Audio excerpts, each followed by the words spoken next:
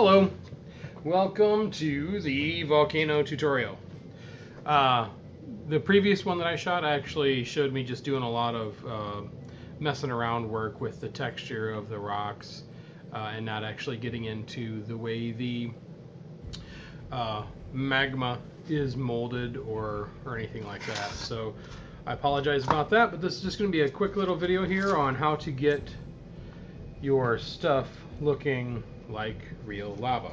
A couple of things you'll need. Your choice of joint compound. I'm lazy, so I picked up a little bucket of pre-mixed, still ready to use joint compound. You could use plaster. You could use really pretty much anything you want to. I guess maybe even cement too, but there's a bit of a drying time issue. A heat source. This is a little space heater. I was going to use a hairdryer, but unable to locate that at this time. It'll make a lot more sense once we get into it why you need a heat source. Right, so, and if you're using plaster instead of this joint compound, a couple of things. Plaster solidifies very quickly, and you can change its set time based on how much moisture you put in it, which is both a good thing and a bad thing. If you're casting things, rapid set time is great. If you're doing something like this, it's actually kind of a hindrance because, again, you'll see in a couple of moments here. Just add a little bit of water to this to give it the consistency you're looking for, and you're looking for the consistency of very thick flowing mud.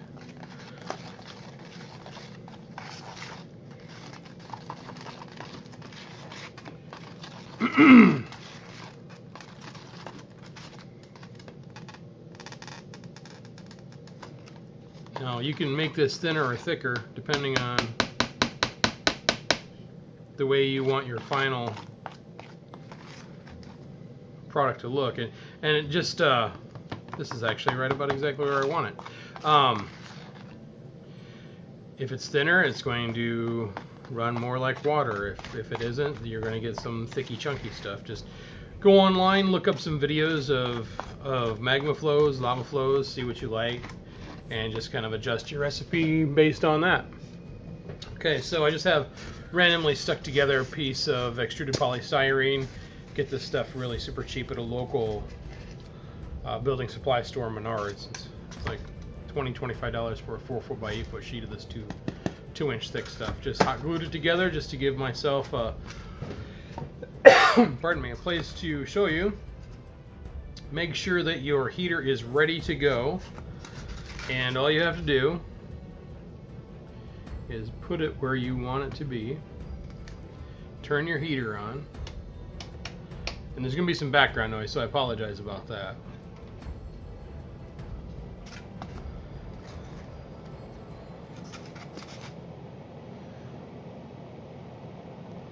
And it doesn't have to be, you put it where you want it to be. Okay, and normally you'd have this completely built hill. So you want to build like where you want it to flow already in the hill. Personally, I like to build the hill completely and then just put the stuff on it and let it, organically flow wherever it wants to flow, because that's exactly what it would do in nature. It's going to go where it wants to go. It's not going to follow, I guess maybe it would follow a riverbed, but whatever. All right. So we're going to watch some paint dry. What's happening right now is that heat source is actually drawing the outermost layer of the lava. And that's exactly what we want to happen right now. I apologize if my audio is not where it needs to be. I'm working on a shoestring budget, so to speak.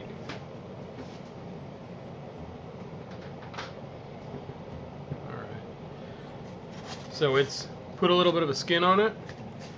Now the fun part.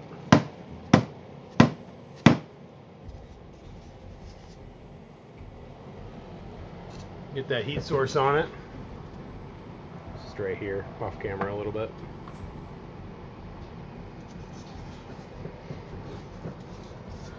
Let the wind blow right on it, off of that heat source. And again, what that's doing is that's creating a nice outer skin that will be breaking up through the action of hitting this. Because when you look at lava, it's never smooth. It's never glassy and smooth. You see that all the time. People want to use hot glue, people want to use resin, all kinds of crap like that. Excuse my language. And what happens is it doesn't look natural at all. It doesn't look natural at all. If you go online and you find some pictures of magma flows or lava flows or pyroclastic flows, anything like that, it's never smooth. It's never in little tiny rivulets or whatever you say. Right here, you see how it's already started to fold over onto itself? That looks real. It'll look more real once we dry the outside layer here and work it a little bit. Notice I'm not touching anywhere on here, because if you touch it, if you put a spoon on it, if you add more product to it, what it's going to do is it's not going to look natural. It's not going to look like it flowed from where it's coming from out. And that's what you want. You want it to look realistic.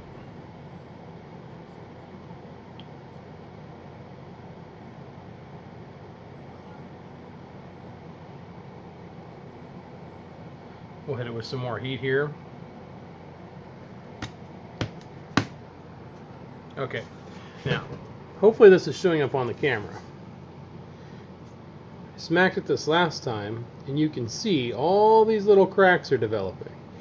That's like the outermost layer of the lava has now cooled, and it moved a little bit. So what happens is there's all these little micro cracks. When you go to paint this, depending on how you want to paint it, which I prefer to do mine, as close to realistic as I can. And it's something you always see people doing. They're painting fire, or they're painting lava, or all kinds of stuff like that. And they always put the hottest color on the outside. Well, with magma, with lava, the hottest color is actually on the inside, because the cold place is on the outside. Okay, there we go. So it's cracked up a little bit. Gonna hit it with some more heat. Get that outermost layer dehydrated a little bit. Get it dried a little bit. Now, previous to this, I knew I was going to be doing lava. So, a lot of lava has bubbles in it and things like that. So, what I did earlier was I took my hot glue gun and I squirted some hot glue down on a piece of plastic, a little Plano, whatever, plastic box lid, and just let it cool. And what we'll use that for are the lava bubbles. It's cheap, super cheap. I mean, you can get a bag of 100 of them for like $5 at Walmart if you're in the United States, or if you're in the UK or elsewhere, I'm sure there's equivalents. And if there isn't, see it as a business opportunity. Start selling glue sticks.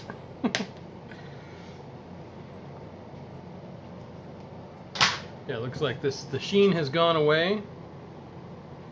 It means it's not shiny, which means it's not moist. Hit it again. Now it's going to do just exactly what real lava does. Some places it's going to stay stable because it's not flowing. There's no push to get it to move. Other places it's going to look more dynamic, just like this right here. It's like dripping and flowing over the edge.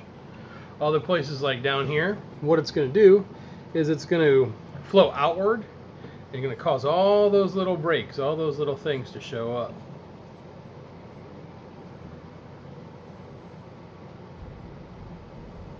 Now, because I'm using wall filler, it's going to take forever to dry.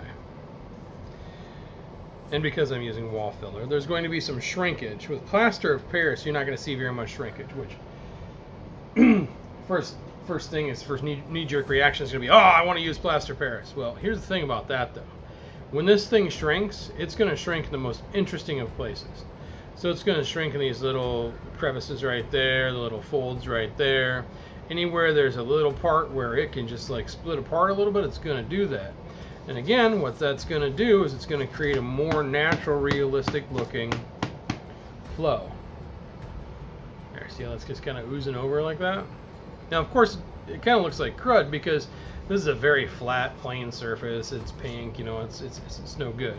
If you want to do this on your hills or, you know, on your game board or whatever, complete it, texture it, put all your stuff down, your tufts down, all that stuff, because it's going to flow over and through that stuff. Some stuff's going to get covered up, yeah, but that's perfectly fine because in real life, real lava really covers things up.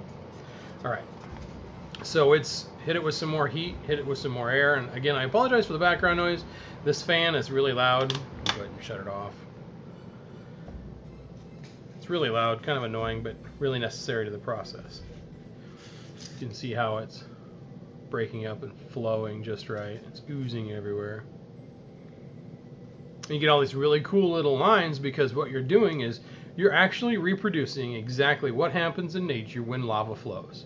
It starts off in a liquid or semi-liquid state, plasticine state, and then it goes from one section to another, one area to another, stops, cools down, and then it flows some more. And what happens is you get all these really cool, interesting little things like that.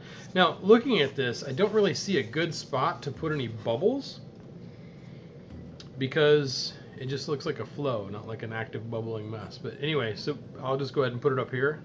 So all I do, it'd help if it didn't flip over when it fell. I just put that in there like that.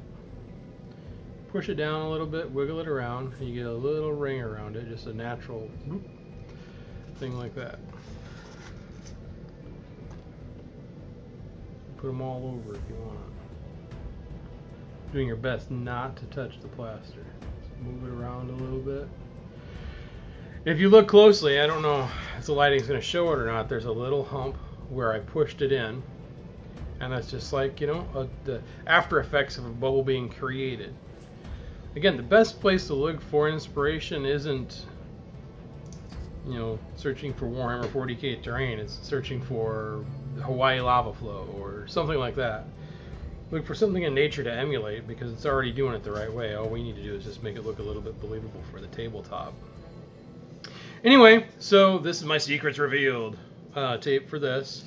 If you do use this technique, please do refer back to me. I'd really appreciate it. I'd kind of like to see where it goes and where it grows and see what people's take on it are and all kinds of stuff like that. I'd really appreciate it. Phoenix Terrain Systems. Check us out on Facebook. I say us, it's just me, my kitchen, dining room, whatever. Phoenix Terrain Systems. My name is Scott Wag. Message the page, go to the Facebook page, like it, share it, do all that kinds of crazy stuff. The more activity on there, the more motivated I am to produce things like this. Of course, there's going to be a painting video too. But honestly, if you just practice, that's really the main thing about this and miniature painting. Just practice it. It's not going to turn out right the first time. If it does, great. Just remember what you do. I always keep everything in a handy dandy little book. Has all my recipes, what I did, how I did it, formulas, not like algebraic or whatever, but how you do things. So, brief overview. Take your filler, favorite filler. I prefer wall filler because I know how fast it dries. You could use plaster, but it's going to be really hard to control how quickly it dries and sets. Your skin may not look like this. When it dries, it's not going to shrink and crack like this will. And that adds a lot of character to it. You'll need a heat source with some way to move air across. So just a hairdryer set on low, but the highest temperature setting would be amazing. I wouldn't use a heat gun because those pump out tremendous amounts of heat and you don't want to be melting the rest of your terrain. And you can do this to anything. You could probably even do it to a building. That'd be pretty awesome, having a river flow. Lava river flowing through a building. some cool OSL effects you could paint on there. Anyway, please provide feedback, like, share, subscribe if you're seeing this on YouTube. If not, go to the Facebook page, or if you are, go to the Facebook page, like the page, share it, check it out, make some comments, have fun. Everybody's pretty cool. Have an awesome day.